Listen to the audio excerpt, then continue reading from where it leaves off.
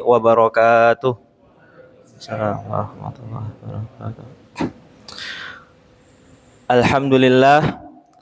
Alhamdulillahilladzi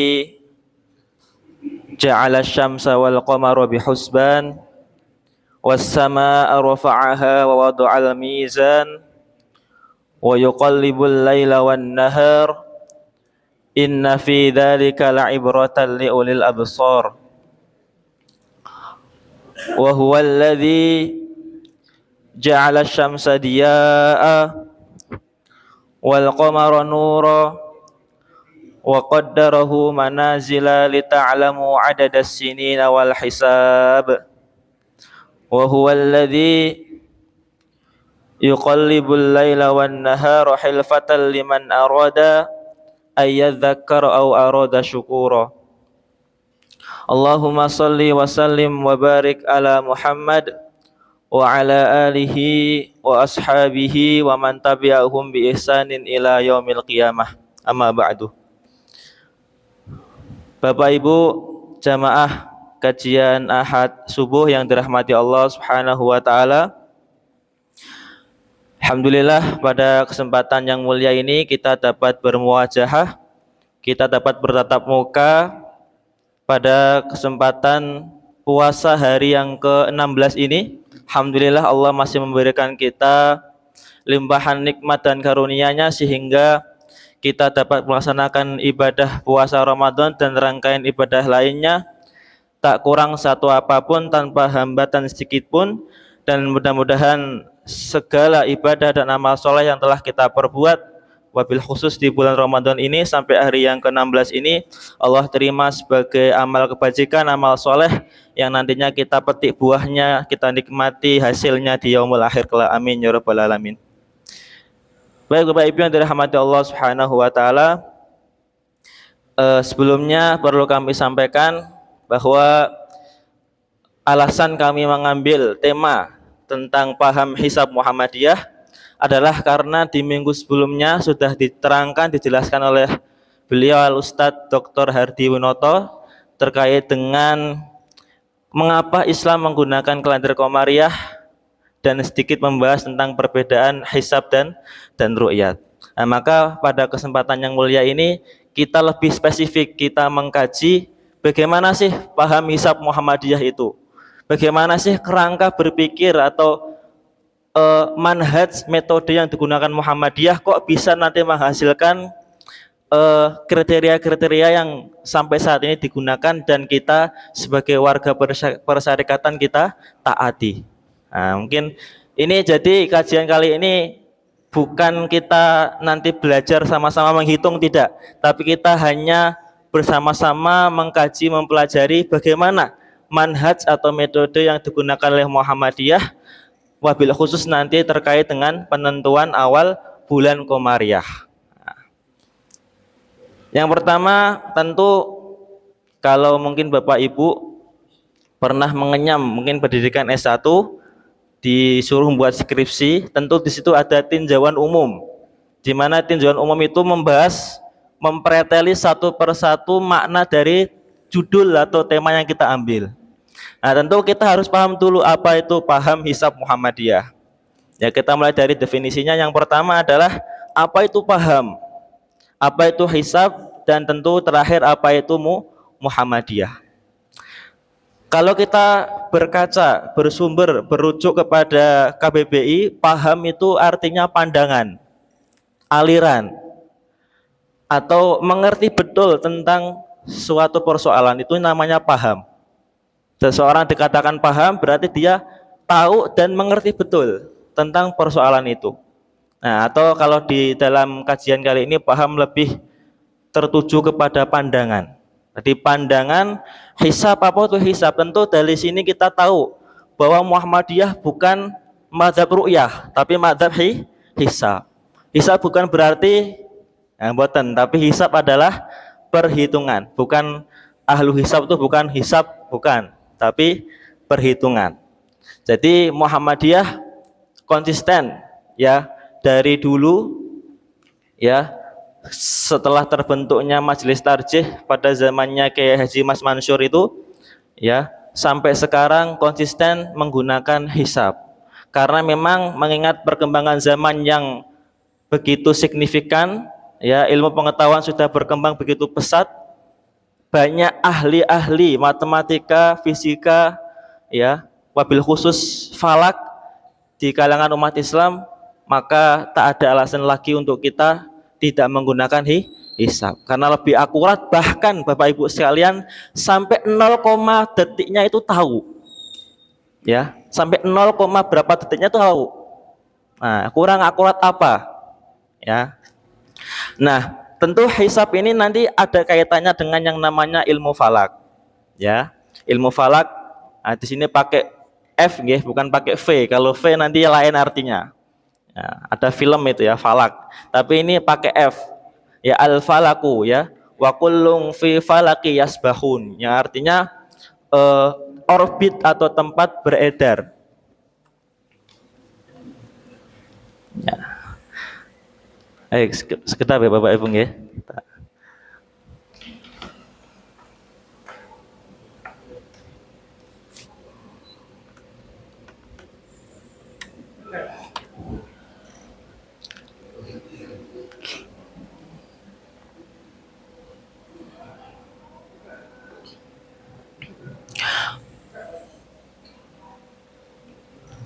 Kita lanjutkan ya, tadi paham sudah, hisab sudah, lalu kita masuk ke Muhammadiyah. Nah, sebagai warga persyarikatan tentu kita harus tahu mal Muhammadiyah, apa itu Muhammadiyah. Nah, mungkin Bapak Ibu yang sudah sering ikuti pelatihan atau mungkin ikuti Baitul Arqam, atau mungkin kalau yang masih muda mengikuti Taruna Melati dan lain sebagainya, maka tentu kita paham yang namanya ADM, Anggaran Dasar Muhammadiyah.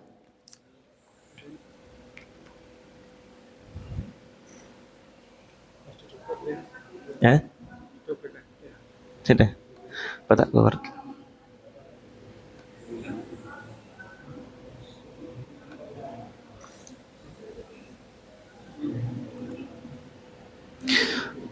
Nah, di situ di dalam ADM terdapat satu pasal yang mana dia itu menjelaskan tentang identitas Muhammadiyah, yaitu pasal 4 ayat 1 dan 2. Di situ dikatakan bahwa Muhammadiyah adalah yang pertama gerakan Islam.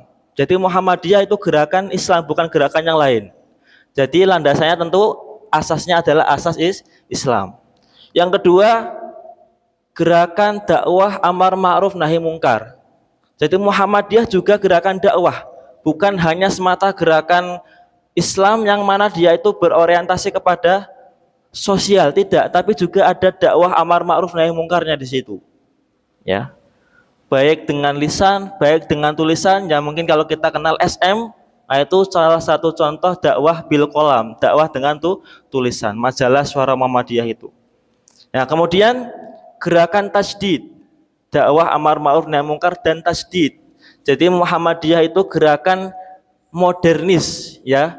Modernis di sini artinya kalau terkait soal akidah dan ibadah itu sifatnya purifikasi, mengembalikan bagaimana umat Islam ini mengamalkan ibadahnya sesuai dengan sumber aslinya, yaitu Al-Quran dan As-Sunnah, serta memurnikan ajaran Islam yang dianut oleh kita semuanya jadi murni kembali, tidak terkotori, tercemari oleh TBC, tahayul, bid'ah, dan khurafat. Itu kalau dalam bidang ibadah dan akidah. Kalau untuk bidang muamalah duniawiyah lebih ke modernitas atau lebih ke bagaimana Islam itu bisa tetap relevan, bisa tetap sesuai, cocok dengan perkembangan zaman, sehingga nantinya terbukti bahwa Islam adalah rahmatan lil alamin. Dia akan senantiasa sesuai dengan perkembangan zaman dan tempatnya. Nah, kemudian yang berlandaskan Al-Quran dan As-Sunnah, gerakan Islam, dakwah amar ma'ruf nahi mungkar dan tasdid yang bersumber kepada Al-Quran dan As-Sunnah. Nah, tadi bisa diketahui bahwa nanti kajian kita, ya, kenapa Muhammadiyah kok paham hisabnya seperti ini, karena memang Muhammadiyah itu bersumbernya kepada Al-Quran dan As-Sunnah. Nah, nanti terkait dengan hisab tadi itu kaitannya dengan ilmu falak. Nah, ilmu falak objeknya cuma 4 Bapak Ibu. Ya, cuma 4. Kalau nanti belajar falak lebih dalam, ilmu falak itu hanya 4 sumber atau objek kajian. Yang pertama adalah arah kiblat. Ya, pokoknya semuanya terkait dengan ibadah. Tentu arah kiblat kita tahu begitu pentingnya ya. Bahkan termasuk salah satu sah sholat. Syarat sahnya sholat. Kalau kita sholat kok nggak menghadap kiblat, tidak sah sholat kita. Ya, maka kita harus tahu arah kiblatnya. Dihitung ya, hisab arah kiblatnya itu. Kemudian waktu sholat. Ya, waktu sholat juga menjadi syarat sahnya sholat. Ya, kita sholat duhur tapi jam 10, sah mboten? Mboten. Ya, harus tahu kapan waktu duhur, asar, maghrib. Kemudian hisab awal bulan.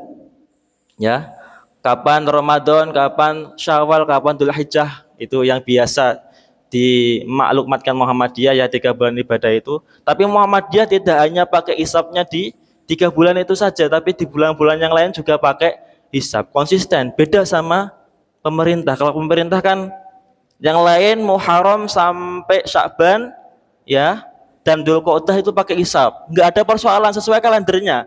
Tapi pas Ramadan, Syawal sama Dzulhijjah pakai ru'yat. Nah, ini kan terjadi inkonsisten, tidak konsisten ini. Ya, masa bulan-bulan yang lain nggak ada problem, tapi kenapa Ramadan, Syawal, Dzulhijjah kok rame? Kenapa gitu loh? Kok nggak sesuai aja dengan kalendernya gitu? Nah, bahkan ya lemahnya terkadang kan pemerintah sudah pakai kriteria baru. Tinggi bulan minimal 3, elongasi itu jarak matahari sama bulan. Ya, jadi kan ketika matahari terbenam kan bulan masih di atas ufuk itu kan awal bulan, pertanda awal bulan. Nah, itu sudutnya itu namanya elongasi. Itu 6,4. Terkadang kriteria terpenuhi, tapi fakta di lapangan tidak ada satupun orang yang bisa melihat hilal itu. Nah, yang salah apanya ini? Padahal sudah terpenuhi kriterianya, tapi kok nggak ada yang lihat. Nah, apa jangan-jangan yang teropong itu minus matanya kan nggak tahu ya Bapak Ibu, karena kan ru'yah itu banyak kelemahannya. Entah mendung, entah pengalaman yang ru'yah, entah mungkin kadar penglihatan tukang ru'yahnya itu kurang, semakin bertambahnya umur, wallahu alam. Ya, banyak sekali kendalanya kalau ru'yah itu. Ya.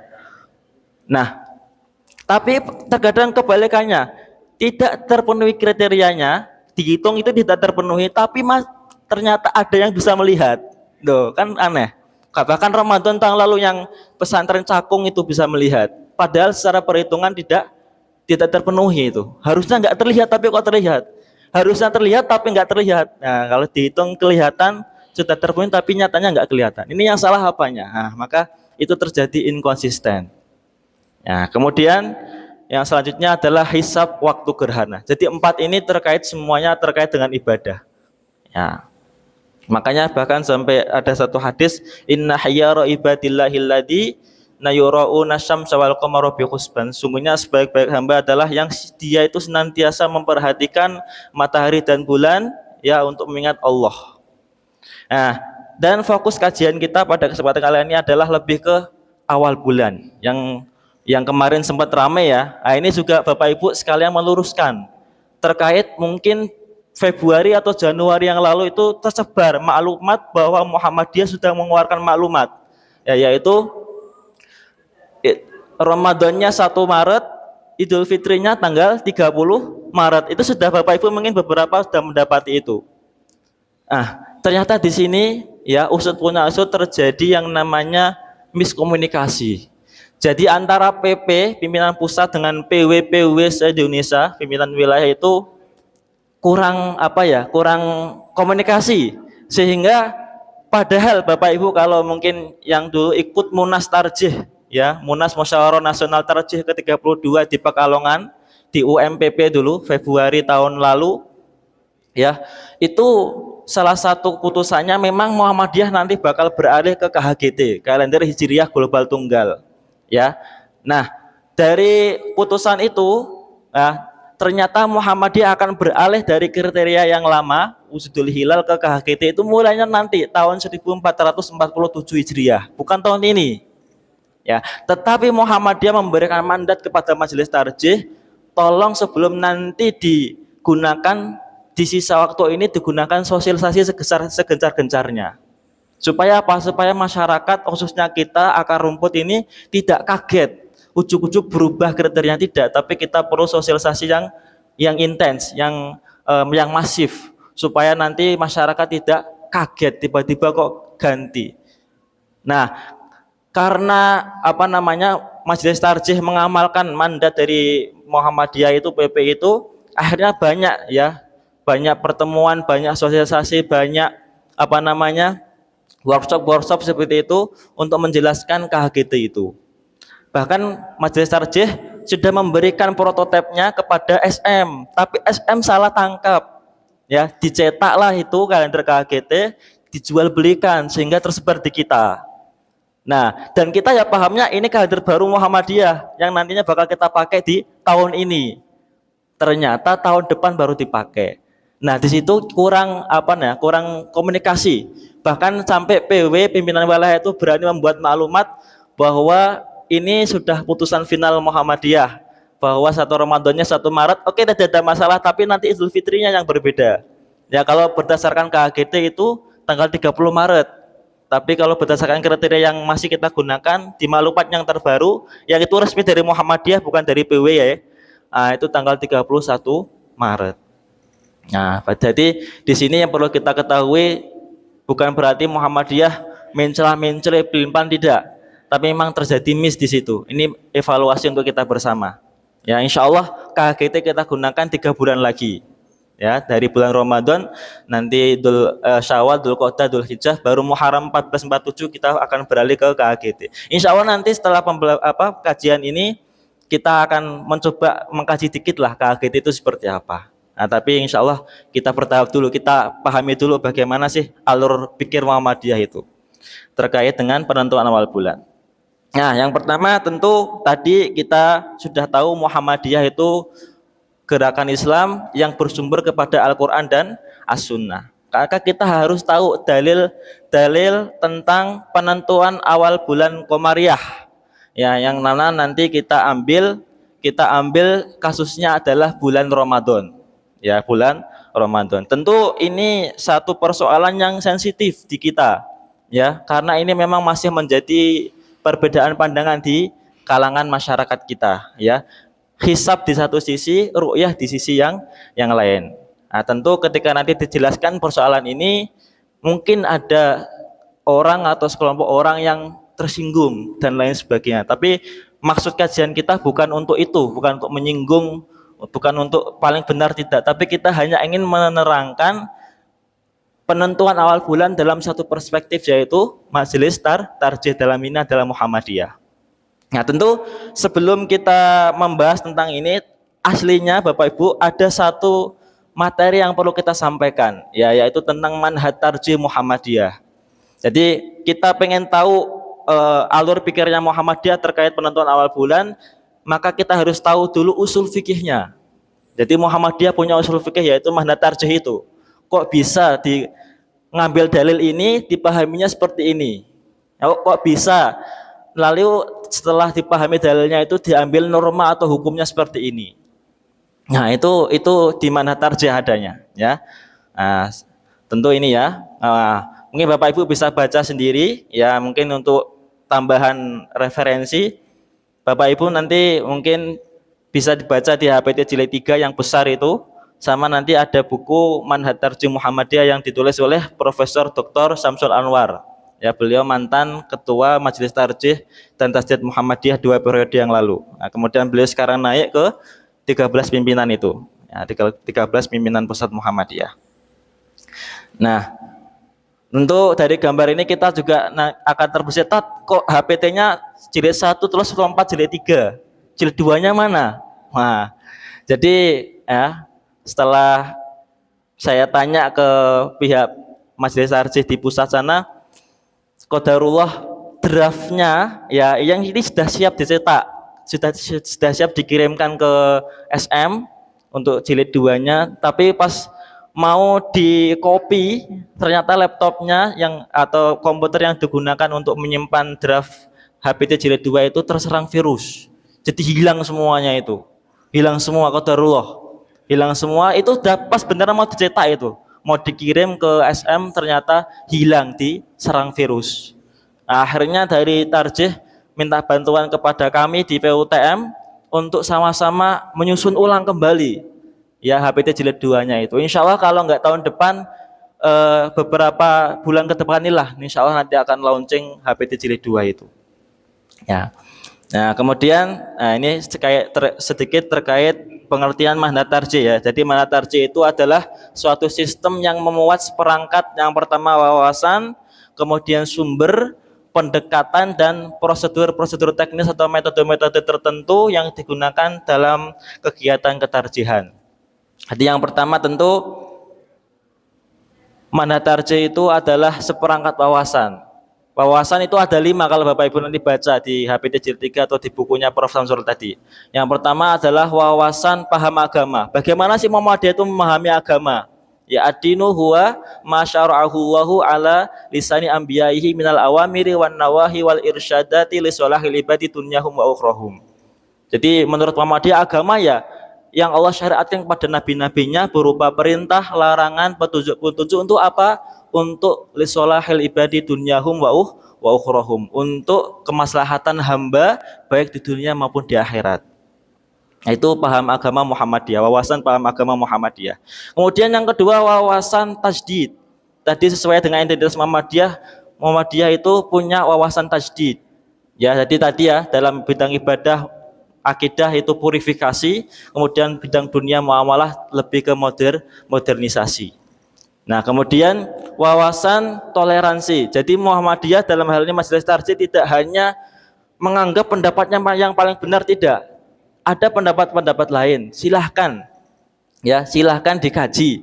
Ya, nanti masuk ke wawasan selanjutnya itu wawasan keterbukaan. Jadi Muhammadiyah Majelis Tarjih itu terbuka. Silahkan kalau misal putusan Tarjih ini perlu dikritik, kritik saja. Sampaikan dasar yang lebih kuat dari ini, sampaikan. Monggo. Muhammadiyah terbuka. Nanti bisa kita evaluasi bareng-bareng, mungkin nanti bisa direvisi. Jadi putusan Muhammadiyah ini bukan putusan yang selalu final, tapi bisa diubah lagi jika di kemudian hari ditemukan dalil atau dasar yang lebih kuat. Ya bahkan ada satu PDM di Jawa Barat, PDM Garut, sampai sekarang Bapak Ibu itu praktek sholat idnya tidak, takbirnya tidak 75, tapi takbirnya hanya sekali-sekali. Karena memang ada hadis juga yang mengatakan seperti itu. Boleh misal PDM Demak pengen beda dengan yang lain, katakanlah mau yang bagian apa? Kalau Bapak Ibu atau Majelis Tarjih PDM Demak punya dalil yang kuat dalam amalan suatu ibadah dan itu menyelisih dari putusan Tarjih, monggo tidak masalah. Disampaikan saja tentu, nanti dari Tarjih akan memproses itu. Nah, sampai sekarang PDM Garut itu untuk sholat idnya, Idul Fitri, Idul Adha, takbirnya enggak 75 tapi satu-satu semuanya. Nah, karena menurut sana lebih kuat. Nah, tentu ini perlu diskusi lebih lanjut. Nah, kemudian ada yang terakhir wawasan tidak berafiliasi madhab tertentu. Jadi Muhammadiyah bukan berarti anti madhab, tidak, tapi Muhammadiyah memandang madhab itu sebagai metode, ya sebagai apa ya? Cara kita untuk mengkaji, memahami Al-Quran dan As-Sunnah. Jadi bukan sebagai sumber hukum, bukan, tapi sebagai metodenya. Nah, untuk lebih lanjutnya, memang terkait kajian Tarjih ini lebih banyak nanti menyita waktu kita. Ya bahkan kalau di Bapak Ibu ikut kajian Tarjih setiap Rabu malam, ya itu ada satu sesi terkhusus tentang pembahasan makna tarjih. Nah, bahkan kalau di kuliah ini bisa sampai 2 semester atau 3 semester. Ya. Nah, kemudian tadi ya ada sumber tadi Al-Quran dan As-Sunnah, ya bahkan di putusan Tarjih 2000 di Jakarta itu As-Sunnah Al-Maqbulah, aslinya As-Sunnah As-Sohihah, tapi dipahami oleh masyarakat, oleh warga Muhammadiyah, oh berarti hadis Hasan nggak digunakan Ustaz. Digunakan, maksudnya sohihah di situ ya sah untuk dijadikan dalil yuhtaju bihi. Nah, akhirnya karena istilah sohihah itu menimbulkan kontroversi, digantilah as-sunnah al-maqbulah. Nah, sunnah yang diterima yang dapat dijadikan hujah yaitu sunnah sahih dan juga hadis hasan. Ya, hadis sahih dan juga hadis hasan. Pendekatan yang terkenal di kita terutama di akademisi ya pendekatan bayani, burhani, irfani, itu kalau kita kaji lebih lanjut panjang. Ya, kemudian ada metode-metode atau prosedur teknis. Nah, ini metode ini didasarkan kepada dua asumsi pokok ya. Yang pertama asumsi integralistik, yaitu jadi Muhammadiyah, mandat Majelis Tarjih itu tidak hanya memahami satu dalil, tidak, tapi semua dalil dikumpulkan. Ya, dalil-dalil yang stemma baik dari Al-Qur'an maupun Al-Hadis dikumpulkan semuanya. Ya, sudah terkumpul baru dikaji dalilnya itu. Baru dari situ dipahami dalilnya itu, disimpulkan norma hukumnya. Jadi Muhammadiyah tidak hanya memahami satu dalil, tidak. Bahkan menurut Imam Asy-Syatibi, beliau bapak Maqasidus Syariah, dalam kitabnya Al-Muwafaqat itu, kekot'ian atau kepastian suatu dalil itu tidak terdapat pada dalilnya itu sendiri, tapi justru kekot'ian atau kepastian suatu dalil atau satu nas itu terdapat pada gabungan dari nas-nas yang lainnya. Nah, itu jadi Muhammadiyah tidak terkait awal bulan, tidak hanya sumul ru'yah, tidak hanya perintah ru'yah itu, tidak, tapi semua dalil dikumpulkan baru kita pahami. Nah, nanti kita kaji. Nah, kemudian ada yang namanya asumsi hierarkis. Jadi hukum Islam itu bertingkat. Ada yang namanya al-qiyam al-asasiyah, yaitu pondasi dasarnya. Kalau kita susun nanti dia kayak piramida segitiga itu. Yang dasar itu namanya al-qiyam al-asasiyah, dasarnya. Contoh mungkin kemaslahatan atau mungkin tauhid atau mungkin keadilan. Nah, itu al-qiyam al-asasiyah. Kemudian naik lagi al-usul al-kulliyah, ya. Ini bisa diambil dari ayat Al-Qur'an maupun hadis maupun kaidah-kaidah usul, ya. Misal di kaidah usul itu misal ad-dararu yuzal, katakanlah kemudaratan harus dihilangkan. Itu nanti bisa dijadikan al-usul al-kulliyahnya dalam bidang tadi yang semalam disebutkan oleh Syekh Tadhin, rokok itu. Nah, kenapa rokok haram? Karena kaidah usulnya ad-dararu yuzal, kemudaratan itu harus dihilangkan. Rokok itu membuat madaratnya. Dalilnya apalah darara wala dirara. Nah, itu contoh al-usul al-kulliyah. Kemudian naik lagi al-ahkam al-far'iyah. Jadi muncul nanti hasilnya ada wajib, sunnah, makruh, mubah, haram, itu namanya al-ahkam al-far'iyah yang biasa kita ketahui di masyarakat kita. Jadi hasilnya gimana? Ini hukumnya gimana? Ini hukumnya gimana? Itu namanya al-ahkam al-far'iyah. Nah, kemudian kita masuk ya Bapak Ibu terkait dengan penentuan awal bulan, kita contoh adalah di bulan Ramadan. Nah, tentu terkait dengan persoalan Ramadan, kita tidak terlepas dari ayat favorit ini, nggih. Ya ayyuhalladzina amanu kutiba alaikumusiyam kama kutiba alal ladzina min qablikum la'allakum tattaqun. Wahai orang-orang yang beriman, diwajibkan atas kamu berpuasa sebagaimana diwajibkan atas orang-orang sebelum kamu agar kamu bertakwa. Nah, ini perintah puasa. Pertanyaannya, puasa kapan? Ya. Perintah puasa ini puasa kapan yang perlu kita lakukan ini? Ditafsirkan di ayat selanjutnya. Ayyamam ma'dudah. Ternyata kita diwajibkan berpuasa itu ayyamam ma'dudah, pada hari-hari tertentu, yaitu dalam beberapa hari tertentu. Tentu kita masih bertanya, disuruh puasa kapan? Hari-hari tertentu. Hari tertentu itu kapan? Dijelaskan di ayat selanjutnya lagi. Syahrul Ramadan. Ternyata perintah puasa, wajib untuk kita puasa, yaitu pada hari-hari tertentu, yaitu hari-hari tertentu itu ada di bulan Ramadan. Syahrul Ramadan alladzi unzila fihil Qur'an. Nah, beberapa hari yang tentukan itu ialah bulan Ramadan. Nah, di situ ada satu frase yang saya beri tanda merah dan garis merah itu, famang syahida minkumus syahra falyasumhu. Ya. Kalau ini terjemahan dari Kemenak, karena itu barang siapa di antara kamu hadir ya di negeri tempat tinggalnya di bulan itu, maka hendaklah ia berpuasa pada bulan itu. Ya, jadi makna syahida, faman syahida itu di sini dikatakan, ditafsirkan hadoro. Barang siapa yang hadir, ada, mukim, tidak berpergian ya di tempat tinggalnya pada saat bulan itu, maka berpuasa. Itu tafsir pertama. Ya, perlu diingat Bapak Ibu, tafsir pertama syahida bimakna hadoro. Tafsir yang kedua, ya, yang ini digunakan Muhammadiyah, syahida bimakna alima, mengetahui. Ya, jadi kalau mengetahui kan tidak melulu dengan mata, tapi bisa dengan pikiran, dengan akal, dengan otak yang kita miliki. Nah, kemudian ada satu pendapat yang mengatakan syahidah itu ru'yatul hilal. Nah, maka barang siapa yang melihat hilal ya, maka di antara kalian maka berpuasa, wajib berpuasa. Nah, maka dari tiga penafsiran itu, ada yang hadoro, ada yang alima, ada yang ru'yatul hilal, maka akan beda nanti hasilnya ya. Kalau Muhammadiyah syahidah itu ditafsirkan ya, dalam tafsir Al-Manar itu syahidah bimakna alima, yaitu mengetahui hilal. Barang siapa yang sudah mengetahui hilal ya, maka wajib baginya untuk berpuasa. Nah, dan terkait dengan yang kedua adalah asyahru ini ya. Asyahru itu bukan hilal maknanya. Kalau menurut Muhammadiyah asyahru itu bukan hilal ya, tapi dia adalah isim ma'rifat ya. Kalau nanti di ilmu nahwu itu ada namanya isim ma'rifat atau definite ya. Dia punya tempat kembali. Bulan itu bulan yang mana? Ini kembali ke yang awal, syahrul Ramadan. Jadi asyahru ini memang artinya bulan, tapi makna sini bukan hilal, bukan bulan yang kita lihat sehari-hari itu bukan. Tapi ini adalah asyahru, ini adalah syahrul Ramadan. Maka dari sini Bapak Ibu yang dirahmati Allah Subhanahu wa taala, dapat kita tahu bahwa sebab syar'i ya, sebab syar'i ibadah puasa Ramadan adalah datangnya atau masuknya bulan Ramadan.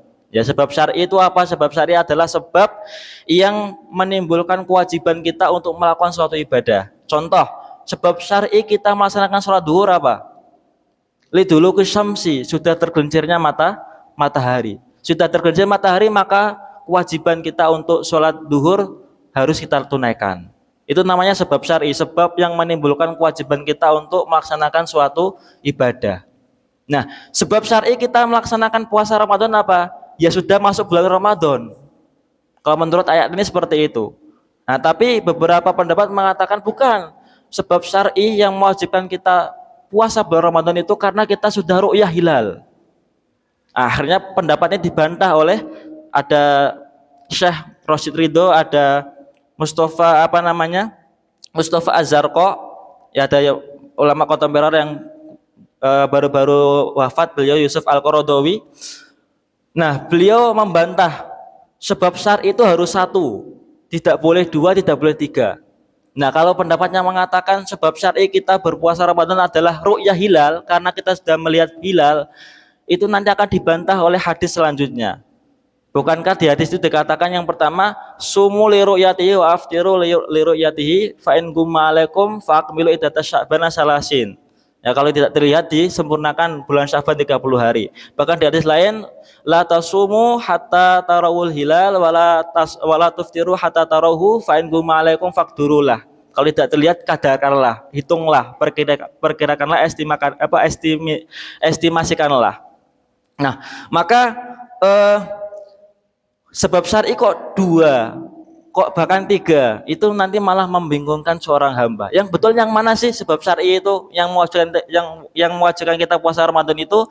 Yang betul tuh ru'yah hilal atau menyempurnakan bulan Sya'ban 30 hari, atau fakdurulah, mengkadarkan atau menghitung itu, memperkirakan. Nah, maka Muhammadiyah memandang sebab syar'i yang mewajibkan kita puasa Ramadan adalah karena sudah masuk bulan Ramadan.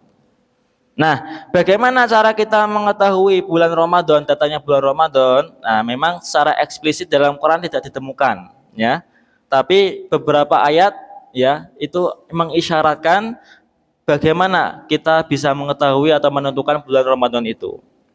Ya, ini salah satunya surat Ar-Rahman ayat 5. Asy-syamsu wal qamaru bihusban. Matahari dan bulan itu ya beredar sesuai dengan perhitungan. Ya. Di sini memang kalimatnya asy-syamsu wal qamaru bihusban, bulan dan matahari dan bulan itu dapat dihitung sesuai dengan perhitungan. Memang di sini kalimatnya kalimat informatif, kalimat khobariyah. Seakan-akan Allah menginformasikan kepada kita matahari dan bulan itu beredar menurut perhitungan. Tapi di situ ya aslinya adalah terdapat perintah ya. Jumlatun khobariyatun wa maqsuduhu at-thalab. Ya, wa maqsuduhu thalab. Jadi memang di situ kalimatnya informatif, tapi Di situ mengandung permintaan atau tuntutan kepada kita untuk ini loh, matahari dan bulan tuh beredar menurut perhitungan, maka hitunglah. Maka untuk itu matahari dan bulan itu karena dia beredar bisa dihitung, maka hitunglah. Aslinya seperti itu. Memang kalimatnya informatif tapi maksudnya adalah perintah kepada kita untuk menghitung itu pergerakan bulan dan matahari. Untuk apa? Nah, ini surat Yunus ayat 5. Ya huwallazi ja'ala syamsa diya'a wal qamara nura wa qaddarahu manazila li ta'lamu adada sinina wal hisab. Untuk mengetahui jumlah tahun dan perhitungannya. Jadi peredaran matahari bulan yang kita lihat sehari-hari itu bisa dihitung, dan itu untuk apa? Untuk mengetahui untuk mengetahui waktu, tahun-tahun, bulan-bulan yang nantinya kita jadikan sebagai ibadah. Nah, bahkan memang di dalam surat Yunus ayat 5 ini di situ tidak ada perintah langsung tidak ada perintah langsung bahwa awal bulan itu ditentukan dengan hisab, tidak. Tapi memang di situ ada isyaratun nasnya, ada isyarat bahwa penentuan atau perhitungan peredaran matahari dan bulan itu adalah li ta'lamu adada sinina wal hisab, untuk kita supaya tahu jumlah tahun, jumlah bulan itu dan perhitungannya. Nah, maka kita masuk ke hadis sekarang. Di Al-Qur'an sudah ini dari Al-Baqarah, Ar-Rahman, Yunus sudah kita kaji. Nah, kita tadi kan sumbernya Muhammadiyah kan setelah Al-Qur'an as-sunnah. Kita masuk sunnahnya. Jadi Muhammadiyah kayak gini cara menyimpulkan satu hukum. Dikumpulkan dulu ayat dan hadis yang setema. Baru nanti dikaji. Itu utuh. Menurut Imam Asy-Syatibi itu lebih qot'i daripada satu dalil dipahami sendiri-sendiri, tidak bisa. Supaya utuh pemahamannya dikumpulkan dulu semuanya. Nah, yang kedua dari hadis Nabi, ini tadi sudah saya sampaikan, la tasumu hatta tarawul hilal wa la tuftiru hatta tarawhu fa in gumma alaikum faqdurulah. Jadi janganlah kamu berpuasa sampai kamu melihat hilal, dan janganlah kamu beridul fitri sampai kamu melihat hilal, dan jika hilal itu tertutup mendung, maka faqdurulah, estimasikanlah, hitunglah, perkirakanlah. Di faqdurulah di situ dimaknai kadarkan. Kadarkan itu berarti ngitung. Kalau kita membuat satu kegiatan, ada namanya anggaran atau estimasi dana yang dibutuhkan. Berarti kan reng-reng itu menghitung. Nah, maka apakah Muhammadiyah tidak menggunakan hadis ini? Menggunakan. Tetap ada di sini. Ini ada. Cuma nanti pemahamannya yang lain. Pemahamannya yang berbeda. Nah, maka kalau dikatakan Muhammadiyah berarti tidak menggunakan hadis ru'yah, menggunakan. Tetap digunakan tuh hadis ru'yahnya, tapi pemahaman Muhammadiyah terhadap hadis itu yang berbeda dengan yang lainnya. Nah, maka dari hadis ini bisa kita ambil 2 poin untuk kita menentukan awal Ramadan atau awal bulan Qamariyah yang lain. Itu ada 2 cara. Yang pertama ru'yatul hilal, yang kedua faqdurullah tadi. Yaitu hitung, kadarkanlah, perkirakanlah, estimasikanlah. Nah, dari sini kan kalau orang yang mengatakan harus ru'yah kan tidak bisa, padahal Nabi menggunakan opsi lain. Faqdurullah, bahkan di hadis lain ada fa'akmilul iddata sya'bana salasin. Sempurnakan bilangan Sya'ban itu 30 hari. Nah, maka kalau kita tadi sebab syar'i adalah ru'yah hilal, itu bukanlah benar. Jadi ru'yah, faqdurullah, fa'akmilul iddata sya'bana salasin itu hanya sarana. Itu hanya cara, bukan tujuan, tapi itu cara kita untuk mengetahui kapan awal Ramadan, kapan Syawal, kapan Dzulhijjah itu. Itu hanya cara Bapak Ibu, bukan ibadah, bukan tujuannya, bukan. Tujuannya untuk mengetahui kapan awal-awal itu, baru kita nanti berlaku ibadah di situ. Awal Ramadan berarti kita sudah wajib puasa gitu. Caranya gimana mengetahui itu? Tadi Nabi menggunakan 3 opsi tadi. Ru'yah, estimasi, dan menyempurnakan bulan Sya'ban 30 hari. Nah, kalau kita menggunakan ru'yah, lemahnya kita tidak akan tahu kapan nanti 1 Syawal. 1 Syawal akan tahu kalau kita menggunakan ru'yah itu minimal H-1 baru kita tahu. Maka kalau ada orang jawab kapan 1 Syawal? 31 Maret, berarti hisab. Nggak mungkin dia gimana ru'yah bulannya aja belum kelihatan kok. Gitu. Nanti lemahnya ru'yah tuh nggak bisa buat kalender. Kalau dia bisa buat kalender itu pakai hisab pasti itu, nggak mungkin ru'yah. Itu lemahnya ru'yah. Bahkan sampai hanya pun juga masih nunggu kan, isbat kemarin kita nunggu sampai isya itu. Baru ada informasi ternyata hilal kelihatan baru salat tarawih. Kasihan orang-orang yang nunggu itu. Imamnya tekar kemudian, "Sono informasi belum?" "Sudah." "Oh iya, yuk kita tarawih." Kan gitu. Kan kasihan nunggu lama. Bahkan menghabiskan dana banyak itu ya. Mungkin kita gunakan untuk rakyat kita yang kesusahan kan gitu. Ini yang jelas kalendernya, jelas tanggalnya, udah langsung gas saja, nggak usah lama-lama. Itu Muhammadiyah seperti itu. Bahkan Muhammadiyah kalau diundang isbat itu jarang hadir. Sudah jelas kok. Kadang ya gitu pemerintah itu terpenuhi kriteria tadi malah nggak kelihatan kan aneh. Tidak terpenuhi malah kelihatan. Nah, yang betul yang mana ini yang apa jangan-jangan kriterianya salah atau jangan-jangan apa yang salah ini? Tukang ru'yahnya yang salah atau yang apanya? Alam bisawab. Apa isbat itu hanya untuk menghabiskan uang negara? Alam. Nah. Ya, kalau yang dirahmati Allah Subhanahu wa taala. Nah, jadi tadi di hadis yang saya sampaikan itu perintah ru'yah ada. Ya, perintah fakdurulah menghitung ada. Perintah menyempurnakan bulan Sya'ban 30 hari juga ada. Tapi apakah perintah ru'yah itu masih relevan sampai sekarang? Nah, maka dijawab dengan hadis yang nomor 5 ini, ya, yaitu inna ummatun ummiyatun la naktub wala nahsub. Kata Nabi, kami ini umat yang ummi, la naktub gak bisa tulis, wala nahsub tidak bisa menghitung. Asyahru hakada wa hakada. Bulan itu demikian, marotan tis'atan wa isyrin, ya terkadang 29 hari, wa marotan salasin, dan terkadang 30 hari. Jadi memang zaman Nabi, para sahabat dulu tidak pandai mereka menghitung, menulis, membaca, karena mereka umat yang ummi. Sebagai Nabi yang baik, yang paham kondisi umatnya, nggak mungkin para sahabat dihitung kono lah. Mereka nggak bisa ngitung, suruh ngitung, kasihan. Maka Nabi memberikan alternatif yang lain, yaitu ru'yah. Karena kalau ru'yah kan nggak perlu ngitung. Setiap orang punya mata pasti bisa melihat kan gitu. Makanya muncullah hadis Nabi itu. Tapi kan Nabi tidak ketiplek satu itu toh, tapi kan Nabi menggunakan opsi yang lainnya. Nah, apakah sekarang pertanyaan, apakah zaman sekarang umat Islam masih ummi? Masih buta baca tulis, masih buta menghitung? Tidak. Banyak sekali di kita ahli matematika, fisika, astronomi, bahkan ilmu falak secara spesifik, banyak ahli kita. Ya. Mungkin kalau Bapak Ibu lihat jadwal imsak yang diterbitkan SM, dihisab Oman Fatur Rahman. Itu guru saya, ya, dosen di PUTM dan juga di UAD. Beliau mengajar khusus ilmu falak, ya. Bahkan kalau kita telusuri keilmuannya itu nanti nyambung sampai Kiai Haji Ahmad Dahlan. Itu menarik kita kaji. Yang Bapak Ibu kalau mengkaji buku-buku falak, nanti ilmu beliau itu ada sanatnya sampai Kiai Haji Ahmad Dahlan. Ya. Jadi bukan main-main ya. Nah, jadi apakah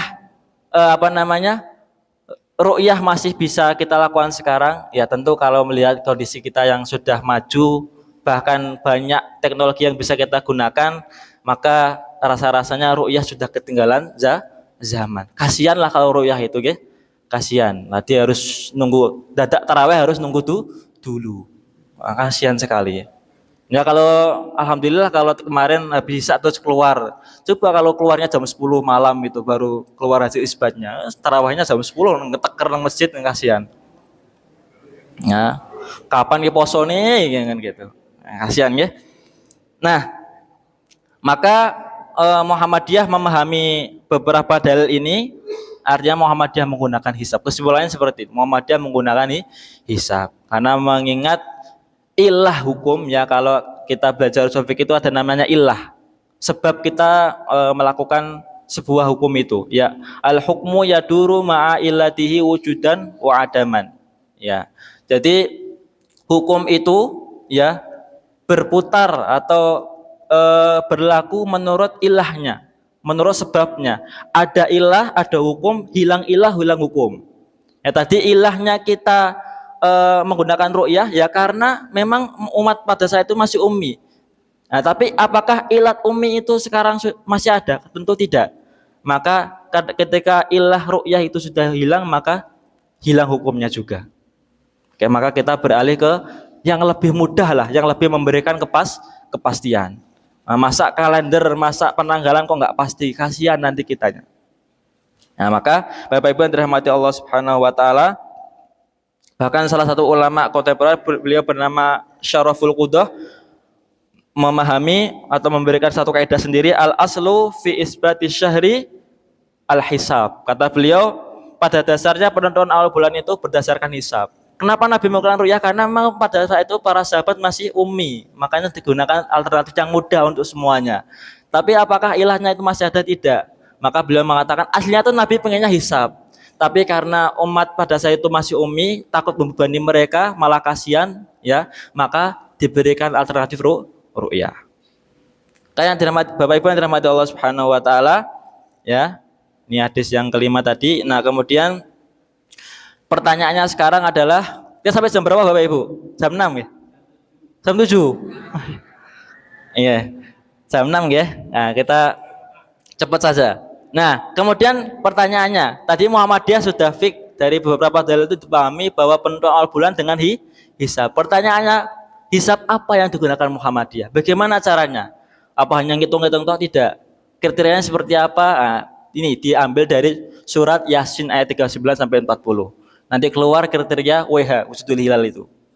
Jadi wujudul hilal itu yang intinya yang penting bulan masih di atas ufuk, mau berapapun derajatnya, bahkan sampai hanya piringan atas bulan saja yang di atas ufuk itu sudah dikatakan besoknya itu sudah masuk tanggal baru.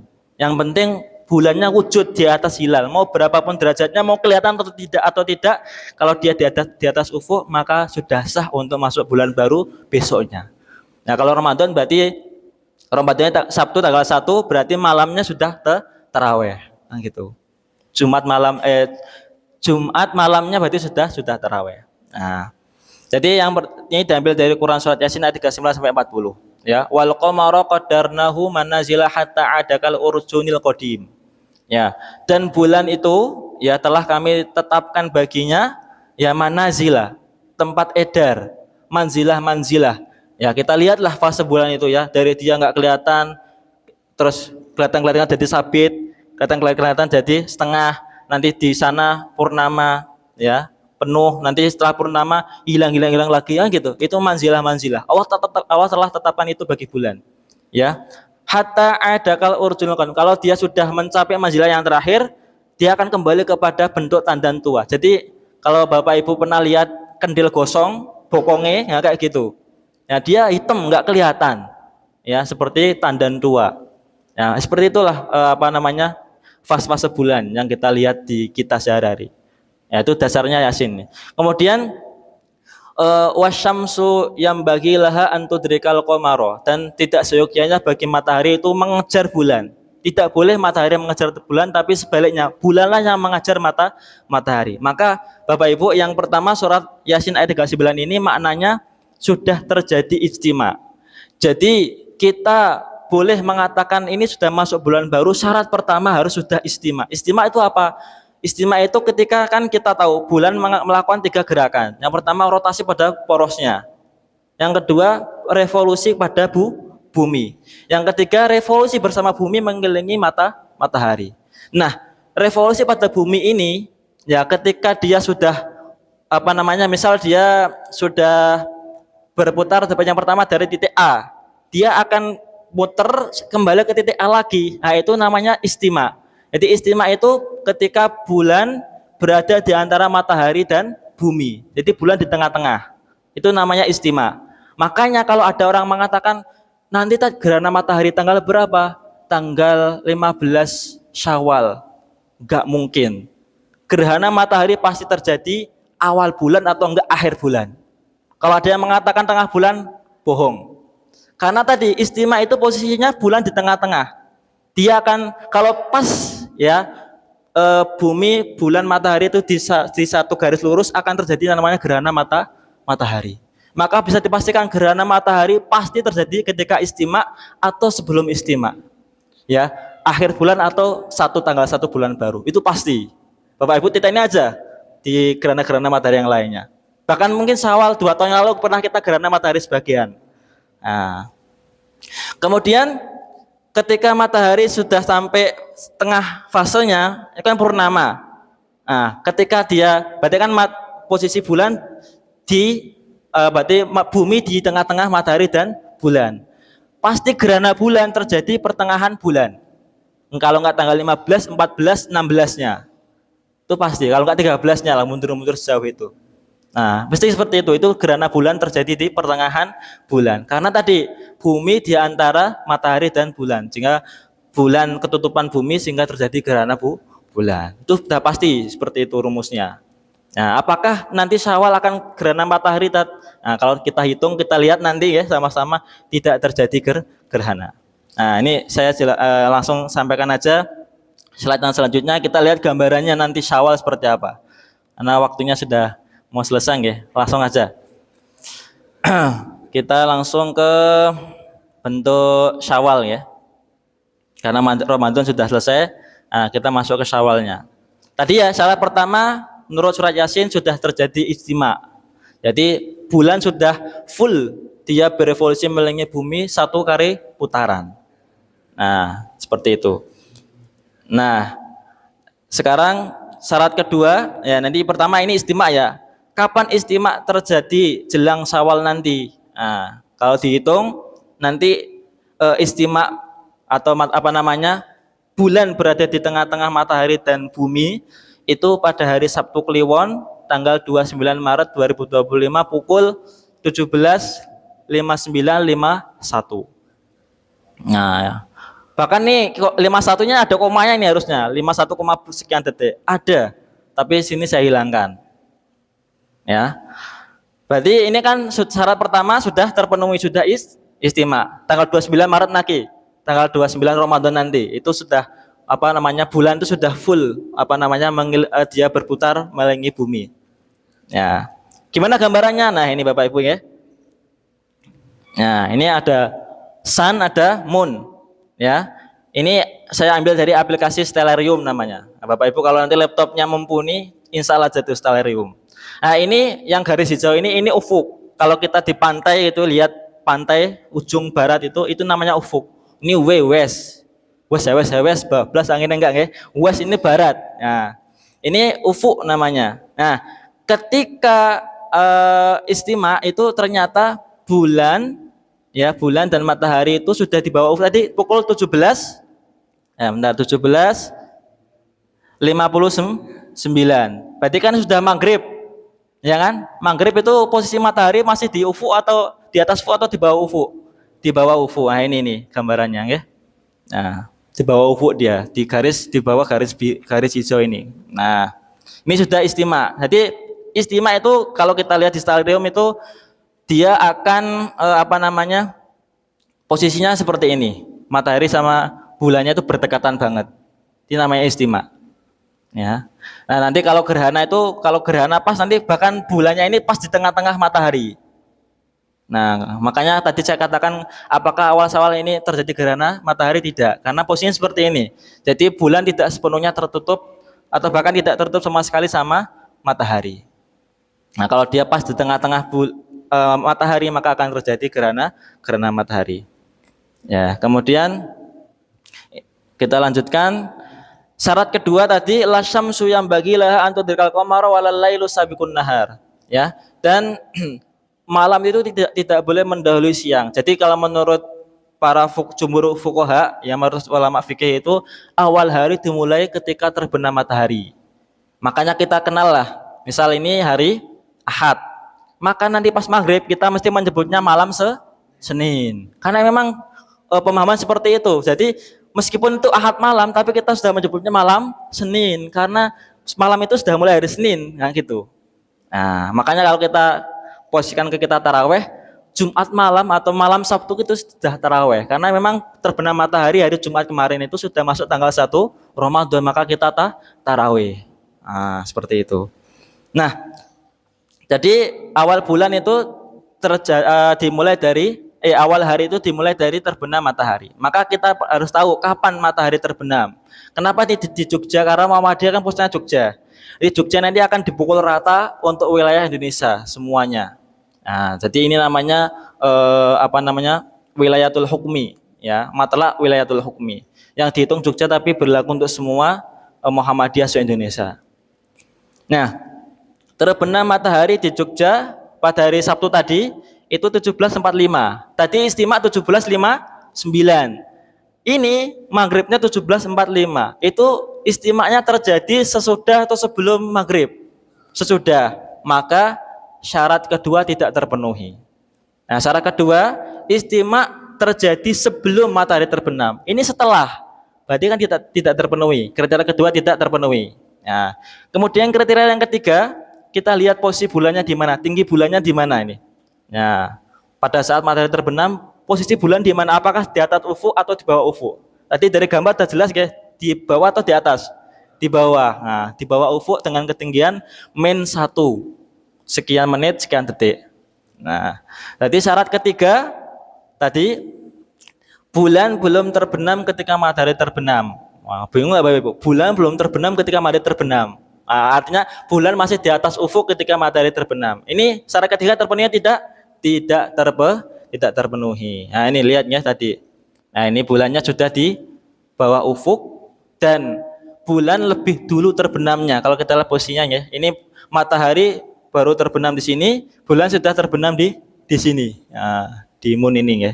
Nah, maka kriteria ketiga tidak terpenuhi. Nah, maka dengan demikian kriteria 1, 2 dan 3 ya, karena tiga-tiganya tidak sempurna terpenuhi, kriteria 1 terpenuhi tapi 2, 3 tidak terpenuhi, maka kalau kasus seperti ini awal Syawal itu lusanya. Kalau tadi istimak tanggal 9 Maret ya. Nah, maka lusanya 2 hari berikutnya tanggal berapa? 31. Nah, baru 31-nya Syawal. Berarti kita istiqmal Ramadannya 30 hari. Seperti itu caranya. Nah, ini WH itu wujudul hilal 3 kriterianya. Sudah istimak ya tadi ya. Wal qamaru qadarnahu itu dalilnya.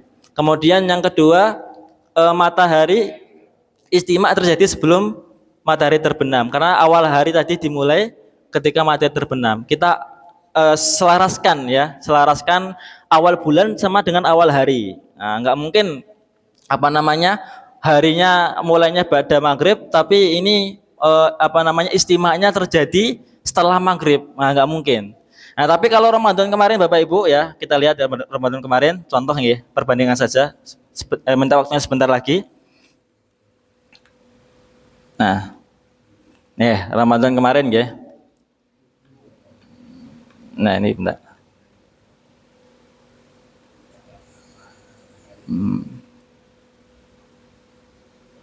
Nah, ini Ramadan kemarin kita lihat istimak matahari dan bulan itu Jumat tanggal 28 Februari pukul 7 pagi. 7 pagi itu sebelum atau sesudah maghrib? Sebelum. Maka otomatis kriteria kedua nanti terpenuhi. Kita lihat maghribnya jam 17.59 di Jogja itu. Tadi istimak jam 7 pagi. Berarti kan terpenuhi kriteria kedua. Kita lihat posisi bulannya di mana pas Jumat itu 28 Februari. Ternyata di atas ufuk dengan ketinggian 4 derajat. Kita lihat ya. Nah, ini. Nah, ini ufuk, ini bulan matahari sudah terbenam, berarti maghrib. Bulannya nih di atas ini nih. Masih di atas ufuk moon ini ya. Nah, seperti itu. Bapak Ibu yang dirahmati Allah SWT. Nah, mungkin ini ya Bapak Ibu ya yang sedikit bisa saya sampaikan, mudah-mudahan bisa memberikan gambaran lah. Memang ilmu falak atau penjelasan tentang hisab ini ilmu yang tidak bisa hanya di awang-awang. Ya, memang harus sering diulang dan harus sering lihat kayak ginilah ada ada tiruannya gitu. Nah, makanya saya sampai screenshotkan gambar-gambar seperti ini karena memang kalau hanya awang-awang nggak bisa. Harus ada gambaran, harus ada peraganya. Nah, mungkin kalau tadi ada anak kecil 3 tak suruh praktek di sini, istimak itu seperti apa. Nah, nanti dia muter gitu kan. Nanti pas ketika bulan di tengah-tengah matahari dan bumi berarti dia sudah istimak. Nah, seperti itu. Kalau dia di bumi di tengah-tengah matahari bulan berarti tanggal 15 bulan Komariah, bulan purnama itu. Nah, kemudian mungkin Bapak Ibu sedikit saya tampilkan untuk gambaran gerhana matahari sebagian 2 tahun lalu. Nah, ini ada videonya. Nah, nge-lag nih laptopnya. Ya Allah. Ya.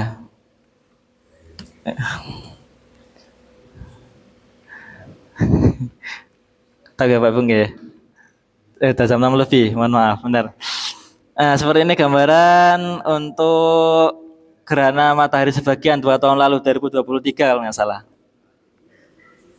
Ini Syawal 1444. Nah, kemarin kita sempat ya gerhana matahari sebagian ketika mau Idul Fitri. Ya, ini ya.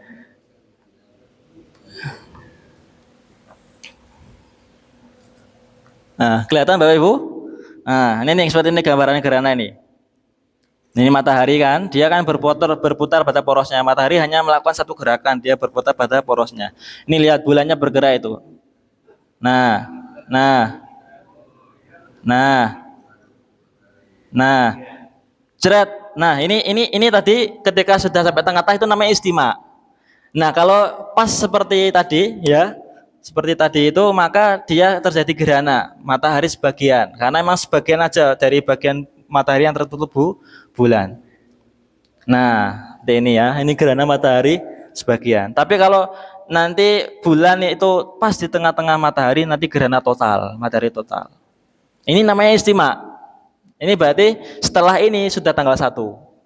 Nah, seperti itu. Nah, tapi tadi syarat kedua, kalau istimanya setelah maghrib, lusanya.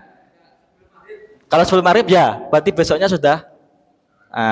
Nah, atau tadi syarat ketiga juga harus terpenuhi Bapak, yaitu tinggi bulan atau bulan masih di atas ufuk ketika maghrib nanti setelah istima. Nah, kan istima kan bisa terjadi pagi, siang, malam, sore. Nah, kalau istimanya tadi kan Ramadan tahun ini pagi, berarti kan umur bulan sudah lama itu. Bisa dipastikan kalau istimanya pagi, pasti tinggi bulan nanti pas maghrib tinggi dia. Tapi kalau istimanya deket maghrib atau mungkin sore jam 5 atau jam setengah 6 lah mau maghrib, itu bulannya rendah banget. Perlu.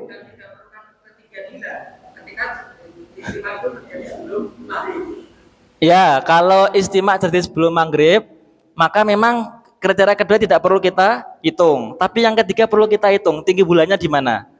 Terkadang bisa jadi kasus ketika sudah terjadi istimak, katakanlah biasanya ya, kasusnya itu rawannya ketika istimaknya mendekati maghrib. Nah, itu biasanya bulannya itu sudah terbenam malah. Sudah terbenam di ufuk itu. Ketika matahari terbenam, bulannya juga sudah ikut terbenam. Bisa kasus seperti itu ada. Nah, bisa seperti itu. Nah, tapi kalau istimanya pagi atau siang, kemungkinan besar pas sore nanti bulannya masih di atas ufuk. Meskipun derajatnya kecil. Nah, nggih. Ya.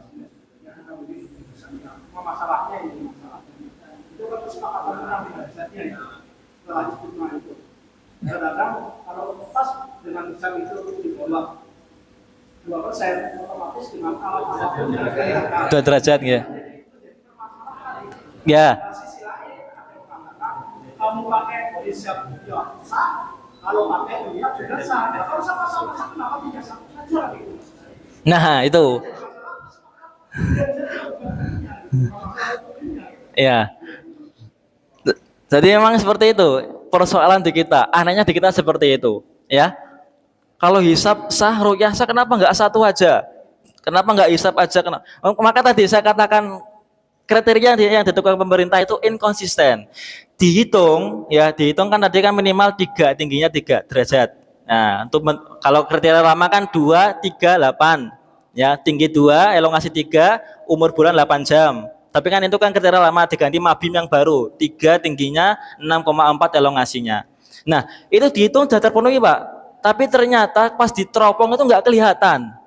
Tapi anehnya pas nggak terpenuhi, dihitung itu di bawah ufuk, tapi kok ada yang kelihatan, seperti kasus Cakung kemarin itu. Nah, itu kan yang salah itu apanya gitu. Nah, Nah, makanya anehnya situ Pak, sudah dihitung 3 derajat harusnya kan sudah. Tapi pemerintah kok perlu ru'yah gitu loh, isbat dulu kenapa gitu loh. Saya bingung situ. Nah, sampai gatalan saya seperti itu ya. Padahal dihitung sudah terpenuhi. Bahkan tadi ya, Ramadan tadi 4 ya, 4 derajat itu di Jogja. Kalau di Aceh, ya lebih itu. Karena memang bulan itu semakin ke barat semakin tinggi dia. Ya, di Aceh itu mungkin lebih dari 4, 6 atau 7. Itu kan udah jelas-jelas sesuai dengan terpenuhi kriteria dari pemerintah. Tapi udah ada isbat dulu loh. Itu loh, yang saya bingung itu. Kayak gitu. Nah, oke. Sedikit terkait KHGT ya, kalender Hijriyah Global Tunggal. Kalau Bapak Ibu ingin mengingat kata-kata itu, ingatlah KH, kita. Haji itu ya. KHGT. Nah, itu. Nah, memang kalau di KHGT sedikit ya Bapak Ibu mengulas terkait KHGT itu kriteria. Jadi Muhammadiyah itu aslinya ya berat untuk beralih ke KHGT. Karena memang Kujulil ini sudah mapan betul, dasarnya sudah mapan.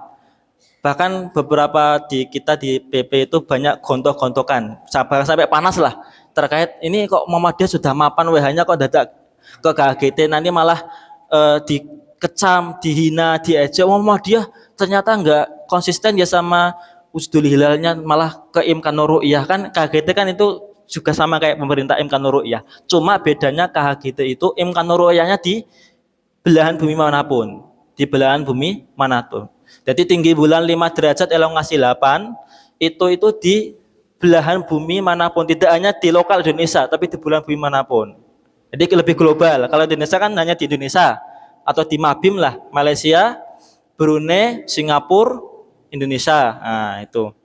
Tapi kalau di KGT itu di belahan bumi manapun. Dalilnya tadi sumu liru'yatihi, sumu berpuasalah kalian. Kalian itu am. Ya lafdul am, lafdul umum. Kalian ya seluruh umat Islam di muka bumi ini. Tidak hanya umat Islam di Indonesia, umat Islam Mekah tidak. Karena memang tidak ada dalil yang metaksis itu. Kalau itu kaliannya ditaksis katakanlah para sahabat saja atau penduduk Syam, penduduk Madinah, Mekah saja kan nggak ada dalilnya. Nah, akan dipahami dan Muhammadiyah memang mau beralih dari WH ke KHGT itu untuk kemaslahatan bersama. Ya, karena apa? Karena memang umat Islam ini sampai umur 1,5 abad ini tidak punya kalender sendiri. Kalendernya ya lokal-lokal seperti itu. Masa kalah sama umat lain? Masih Bapak Ibu kalau Bapak Ibu kaji ke sejarahnya itu banyak cacatnya. Banyak campur tangan politik di situ. Ya, bahkan Oktober itu tanggal 4 bisa langsung loncat tanggal 13 karena tidak sesuai musimnya. Itu sampai sekarang kita gunakan aman-aman saja, tapi kita umat Islam kok nggak punya kalender sendiri. Ini Bapak Ibu hafal tanggal lahirnya Masehinya, tapi coba Hijriahnya hafal. Wah, nggak tahu ya. Maka sudah seyogianya kita beralih lah dari KHGT. Dan juga kalau kita mengadopsi KHGT, umat Islam sepakat KHGT, maka nanti tidak akan ada perbedaan puasa Arafah. Kan memang puasa Arafah kan ibadah yang terkait dengan kejadian di tempat lain. Ya kan misal kita sering terjadi di Indonesia sudah tanggal 9, di Arab baru tanggal 8. Wah, atau mungkin di Arab di tanggal 10. Memang kan Arab kan barat kita, berarti bulan sudah semakin tinggi di sana. Di Indonesia nggak kelihatan, tapi di Arab kelihatan. Otomatis kan beda nanti Dzulhijjahnya, 1 Dzulhijjahnya. Katakanlah Indonesia Dzulhijjahnya Senin, ternyata di Arab 1 Dzulhijjahnya Ahad. Nanti akan beda Arafahnya itu. Di sini tanggal 9, di sana tanggal 10. Di sana tanggal 9, di sini tanggal 8. Kapan kita puasa Arafahnya? Yang betul yang mana kan gitu. Nah, dengan KHGT itu bisa terselesaikan Bapak Ibu. Nah, supaya kita enggak masih bertanya-tanya itu yang betul puasa Arafahnya sesuai dengan wukuf di Arafah atau sesuai dengan penanggalan kita. Nah, kan itu yang jadi pertanyaan. Memang kalau menurut fatwa ulama sesuaikan dengan penanggalan kita. Tapi kan masa sampai segini terus kita akan berbeda, umat Islam kok nggak bisa bersatu gitu loh. Ngisi-ngisi ini kalau di mungkin kita di Indonesia nggak merasakan ya karena mayoritas Islam. Tapi saudara kita yang di Eropa yang minoritas Islam itu kasihan. Mereka ditanya mau minta cuti gitu kan. Kapan lebarannya? Nggak tahu. Nunggu dulu. Kan kasihan. Akhirnya mereka nggak dapat libur, nggak dapat cuti. Kan harus jelas ya cuti nggak?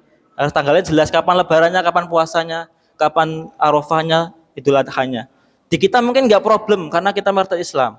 Tapi kasihan saudara-saudara kalian di Eropa yang minoritas itu. Mereka minta libur nggak dapat libur karena nggak jelas kalendernya. Itu juga jadi aib di mata umat selain Islam itu.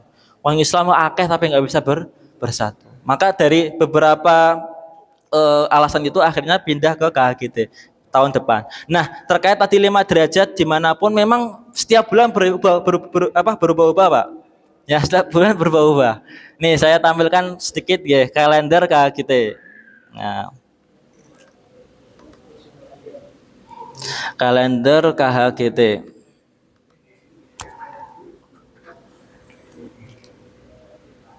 Nah, seperti ini. Ini Ramadan 1446 ya ini ya kalendernya. Dilihat nih. Orang kecil ya Bapak Ibu ya. Nah, di sini ternyata setelah dikaji itu ada satu tempat yang dia itu tingginya nggak kelihatan ya.